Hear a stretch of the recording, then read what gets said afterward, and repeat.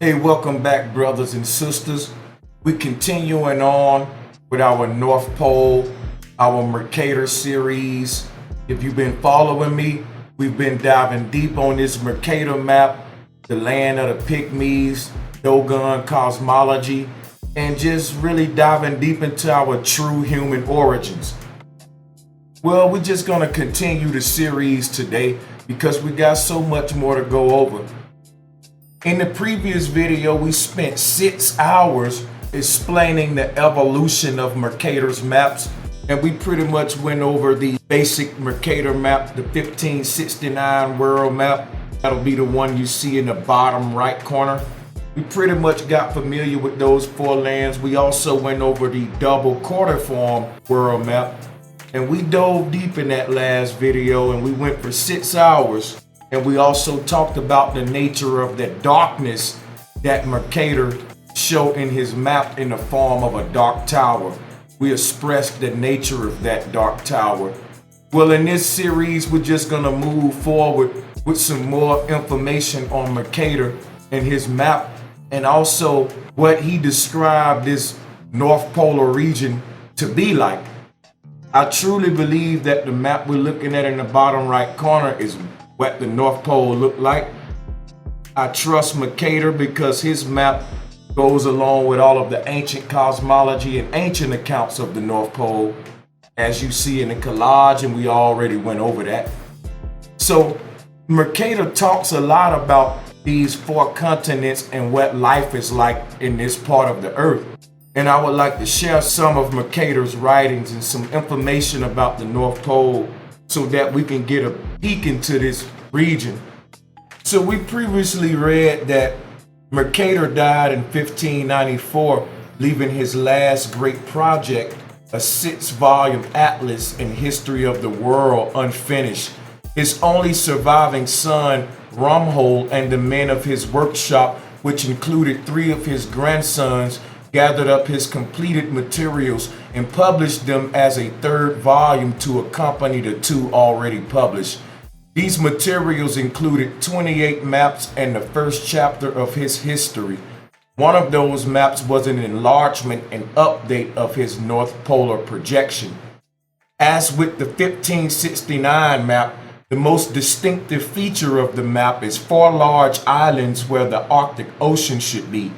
In the text on the map, Mercator explains that the waters of the oceans rush inward between the islands to the pole, where they plunge deep into the earth. At the pole is a black island 33 leagues in circumference. A magnetic island lies just north of the Bering Straits. On one of the large islands is the legend Pygmy Inhabitant. So you can see in the bottom right corner of this map, the land of the Pygmy. It says Pygmy Habitat. This is the land where the Pygmies say that they originate from. You will have to argue with the Pygmy, not Brother Sanchez. Also to the right is a collage showing you ancient symbols all around the world that symbolize this dark tower that Mercator spoke of. As strange as these islands look, they were not products of Mercator's imagination. He had a source. Mercator read the story in a now lost 14th century book, the Itinerarium of Jacobus Noyen. Noyen had 2 sources. He learned the main part of the story from an unnamed traveler who heard it from another unnamed traveler. The earlier unnamed traveler is supposed to have written the story in another now lost book, Inventio Fortunata. Noyen's other source was the Gestae Arthuri. Mercator gave a brief explanation of these sources in a text box on a 1569 world map. Meanwhile, in England, Dr. John Dee was looking for ways to expand the British Empire over the entire Arctic. It was a bit of a hard sell. In 1553, a chartered company had sent 3 ships to open up a northeast passage around Russia and Siberia to the Indies. The captains and crews of 2 of the ships died in the cold and dark, while the 3rd made to a Russian port and brought back a trade agreement from the court of Ivan the Terrible. The Russian trade was profitable enough that very few in places of influence were willing to finance additional expeditions to die in the cold and dark on mere speculation. This wasn't enough to stop Dee, who argued that British merchants should turn their attention to the Northwest. Dee argued that not only was there a Northwest Passage waiting to be discovered, but that the British were entitled to own the passage and the lands around it through the right of prior discovery and occupation by expeditions in the time of King Arthur. In 1577, Dee wrote to Mercator asking for more information about Noyen's account. Mercator copied an extensive part of Noyen's book and sent it to Dee. Unfortunately, that latter has since been lost. Fortunately, Dee copied the latter into one of his secret notebooks. Unfortunately, the notebook was damaged when an angry mob, believing Dee to be an evil enchanter, set fire to his house. I'm not making this up. Most of what we know about Noyen's itinerarium and the anonymous Inventio Fortunata come from Dee's damaged notebook. Noyen explained that in the far north there is a mountain range that completely surrounds the North Pole at about 78 degrees. The mountains are penetrated by 19 ocean channels with currents so strong that any ship entering the channels will be dragged north with no hope of escape. The 19 channels combine to form 4 indrawing seas. One of the lands between the seas is fairly nice. 2 are completely uninhabited, and 1 has pygmies.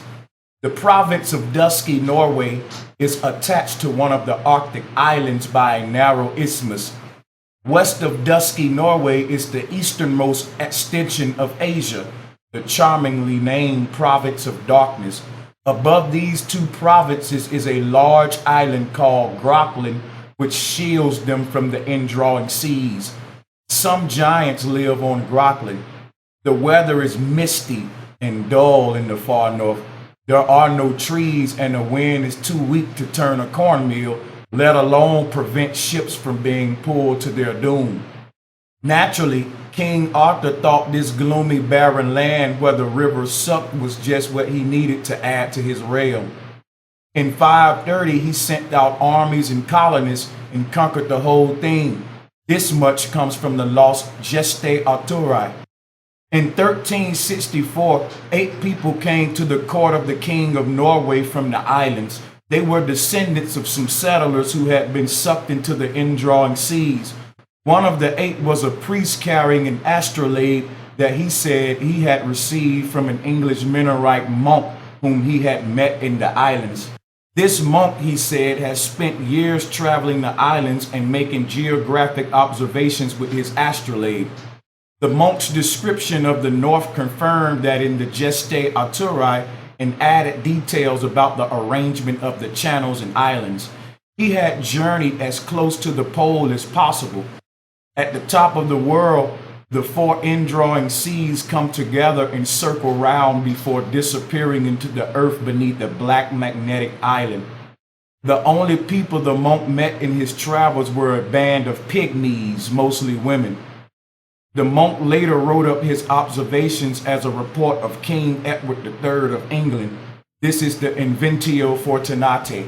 And we'll be reading a little bit about this Inventio Fortunata, which is really like a traveler's guide of the North Pole.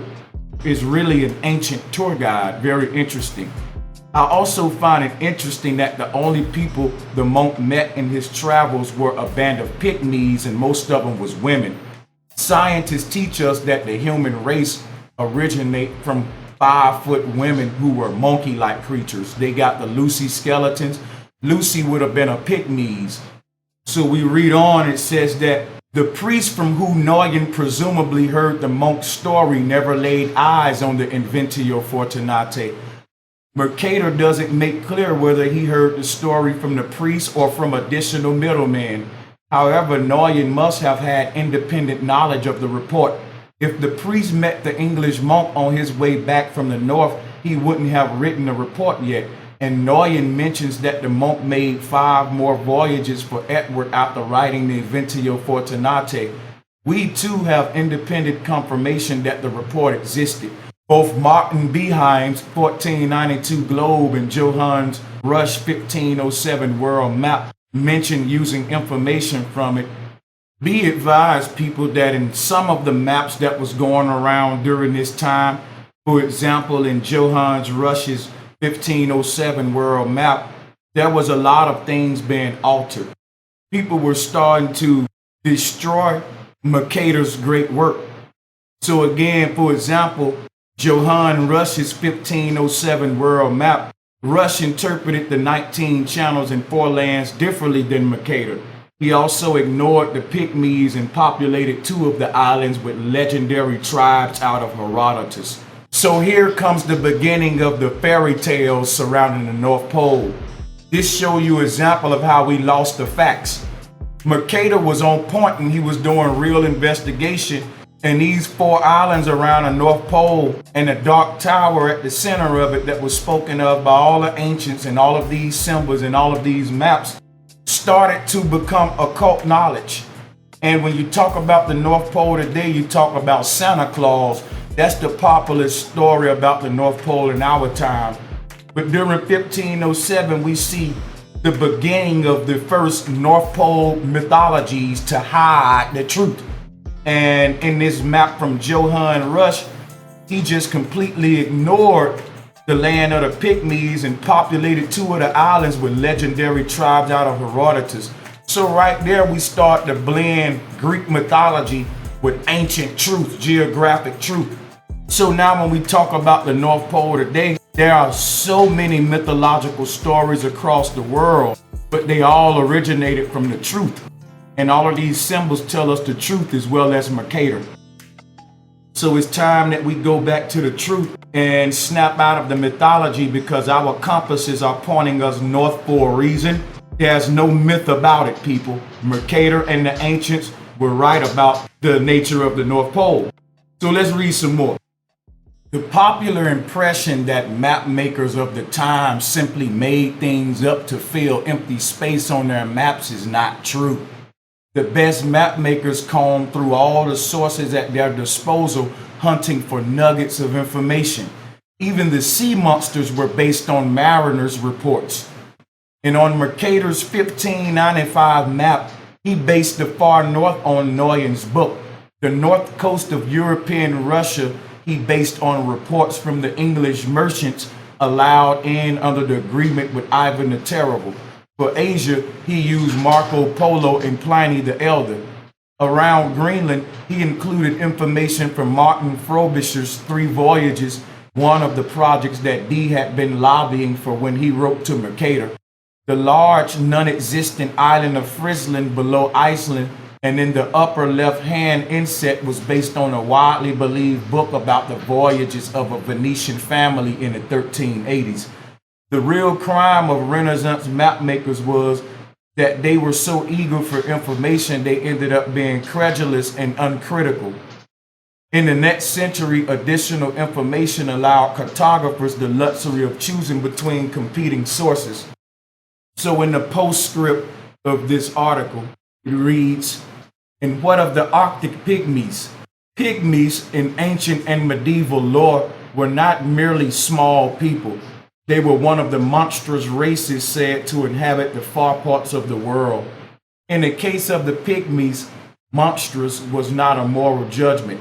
Pygmies were said to be brave and organized in their age-old war with the cranes.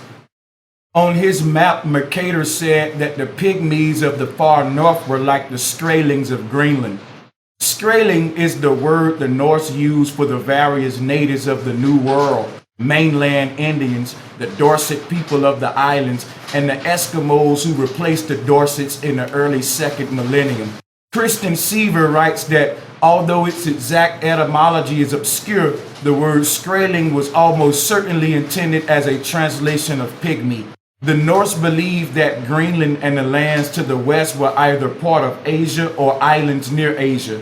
The geography of the time had pushed the Pygmies far into Asia.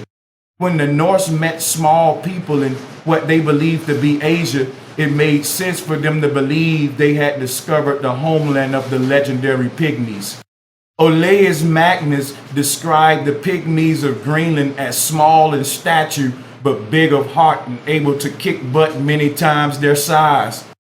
John Dee and Richard Hakluyt were certain that the traveling monk was Nicholas of Lynn. There are records of a Nicholas of Lynn who was a mathematician active in the second half of the 14th century.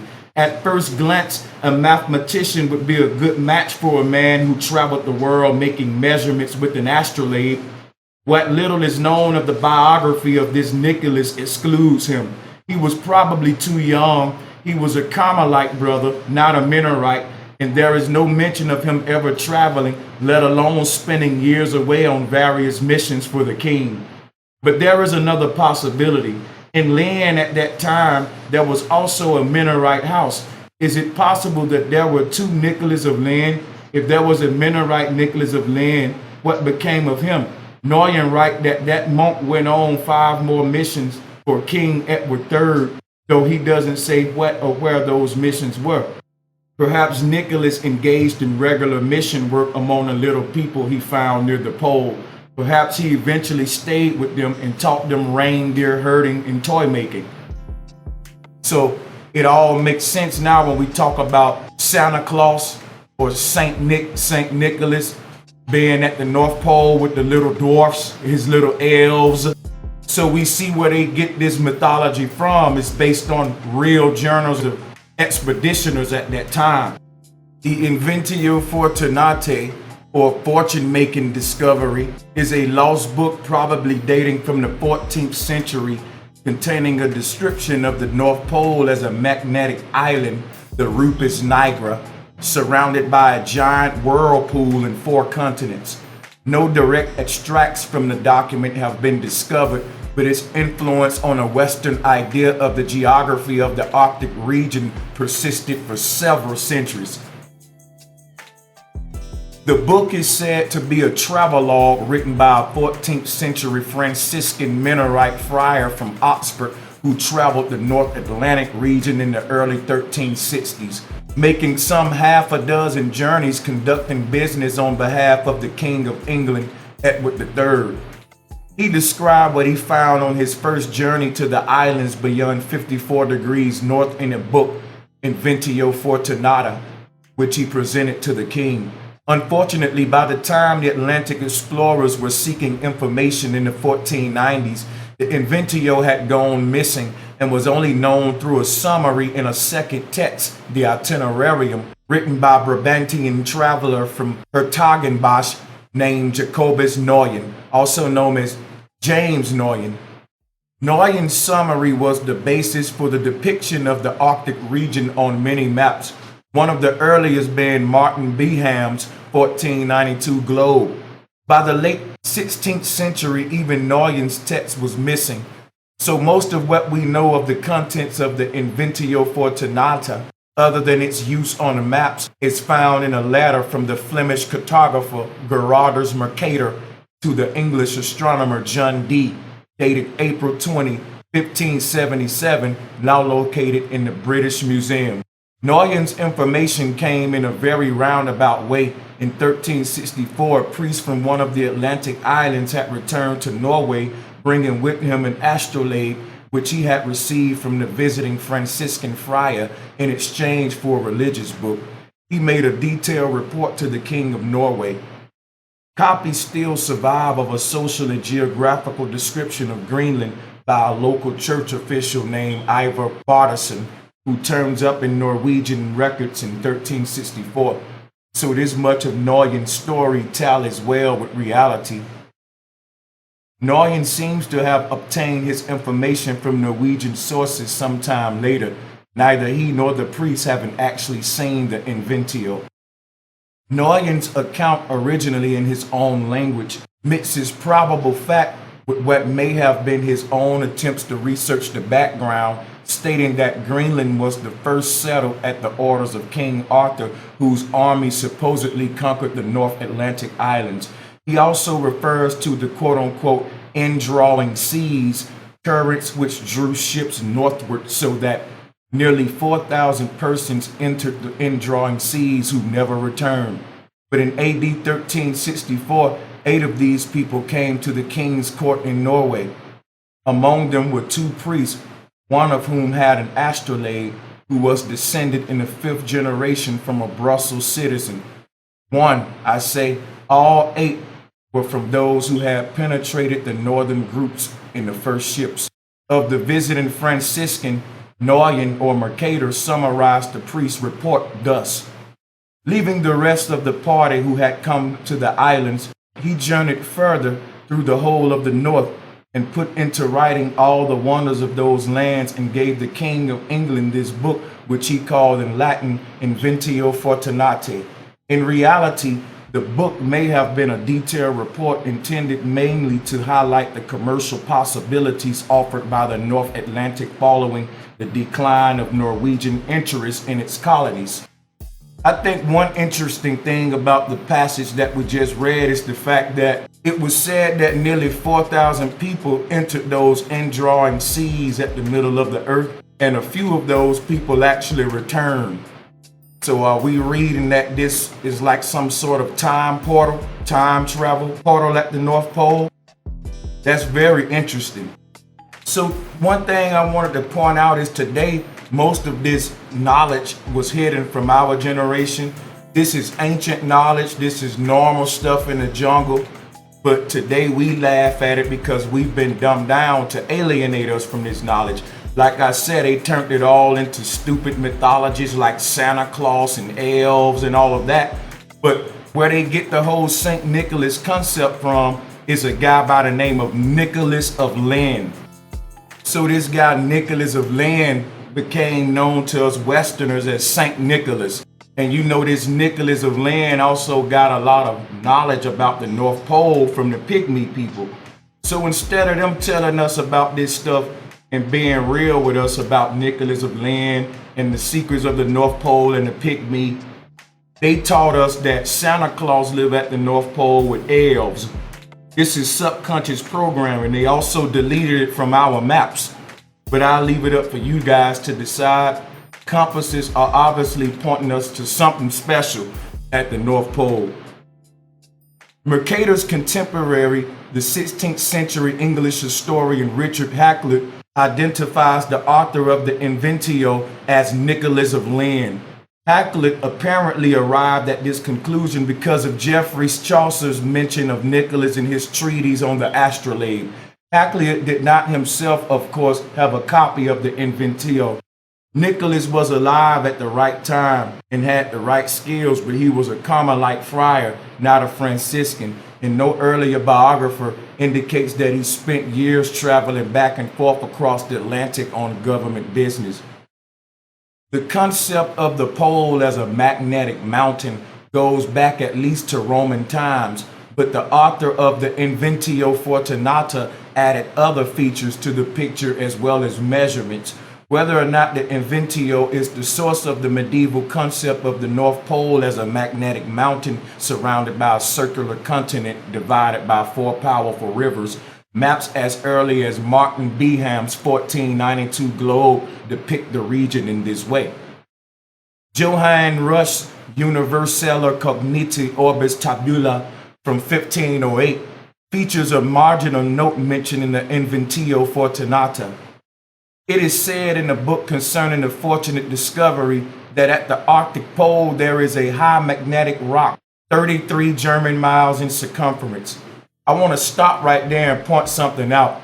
Masons call themselves traveling men. Your first map makers and guys who hid all of this knowledge from us, of course, were Masons. They put all of this great ancient knowledge into the occult or mystery schools, and then they started dumbing us down. But don't y'all find it very strange that John Rush said these words? He said that in the book concerning the fortunate discovery, which is the Inventio Fortunata, that at the Arctic Pole there is a high magnetic rock, 33 German miles in circumference. We see this special number 33 that Masons use so often. Your 33rd degree Masons are also called arch degrees.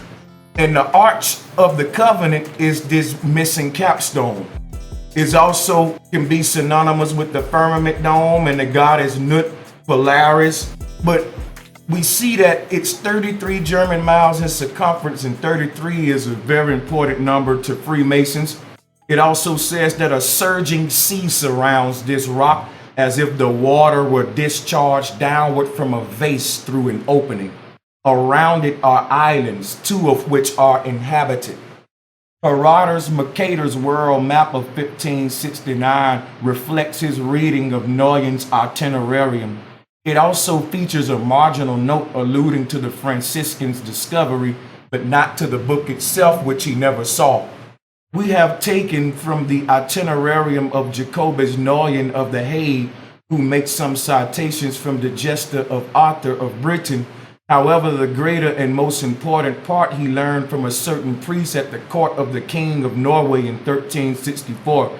He was descended in the 5th generation from those whom Arthur had sent to inhabit these lands, and he related that in the year 1360, a certain Minorite, an Englishman from Oxford, a mathematician, went to those islands, and leaving them, advanced still farther by magic arts and mapped out all and measured them by an astrolabe in practically the subjoined figure, as we have learned from Jacobus. The 4 canals there pictured, he said, flow with such current to the inner whirlpool that if vessels once enter, they cannot be driven back by wind. The Arctic map inset on Mercator's 1569 world map was the prototype for the influential and widely circulated Septentrionalium Terrarium of 1595, posthumously published by his son, and the maps in Ortelius Theatrum Orbis Terrarium of 1570. Both show the same configuration of the Arctic regions as the 1569 map. In his latter to D, Mercator further quotes Noyen's description of the northern regions. In the midst of the 4 countries is a whirlpool into which there empty these 4 indrawing seas which divide the north. And the water rushes round and descends into the earth just as if one were pouring it through a filter funnel. It is 4 degrees wide on every side of the pole, that is to say, 8 degrees altogether, except that right under the pole there lies a bare rock in the midst of the sea. Its circumference is almost 33 French miles. We see that number 33 again, and you can see these 4 continents around an all-seeing eye in this Masonic cosmos. And those 4 columns represent the 4 lands, and the eye in the middle represent Rupes Nigra, or the Dark Tower. So Masons know this secret, guys. Let's keep on reading. Its circumference is almost 33 French miles, and it is all of magnetic stone, and is as high as the clouds. So the priest said, who had received the astrolabe from this Minorite in exchange for a testament. And the Minorite himself had heard that one can see all around it from the sea, and that it is black and glistening, and nothing grows thereon, but there is not so much as a handful of soil on it. The persistence of this idea of the geography of the far north persisted throughout the 16th and 17th century. This is probably due to the influence of Rush, Mercator, and Ortelius. More interesting to modern researchers are the people the friar encountered, pygmies, who may well be identical with the Skrælings referred to in Old Norse texts about Greenland, predecessors of the modern Inuit. In 1956, a letter referring to the existence of the book was found in the Archivo General de Simancas from the English merchant John Day to the Admiral Christopher Columbus.